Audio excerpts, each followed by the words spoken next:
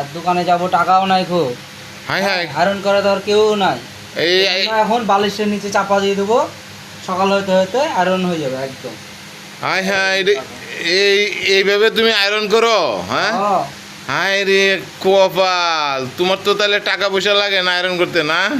হ্যাঁ কাকু, এভাবে আয়রন করে দেবো। ও তোমার মাথায় এত বুদ্ধি, বাপরে বাপ! তো এই বুদ্ধি নিয়ে তুমি কেমনে ঘুমাও? তোমার তো বালিশ লাগে না মনে হয়, নাকি? কাকু, বালিশ লাগানো তো, বালিশে তো আমি ঘুমাই না কাকু। ও গো, তোমারে তো বাংলাদেশ সরকারে দেখলে লইয়া যাইব কাকু। না কাকু, আমি যেতে চাই না কাকু, হ্যাঁ, যেতে চাই না। আমেরিকার নজরে পড়িও না, বুঝছো? আমেরিকার নজরে বলে বুদ্ধিজীবী যা আছে সব নিয়ে গেছে বাংলাদেশ থেকে, তোমারও লইয়া যাইব। তুমি যে বালিশের নিচে কি আয়রন করো, হ্যাঁ। হ্যাঁ, এই জিনিস আমি এই প্রথম দেখলাম, বুঝছো? তোমার মাথার বুদ্ধি দেখে তো আমার তারিফ করতে হয় ভাই, বাইস্তা। ঠিক আছে ঠিক বাইস্তা। আছে কাকু, ঠিক আছে। হ্যাঁ বাইস্তা। আপনিও করেন। হ্যাঁ আমিও করবো না।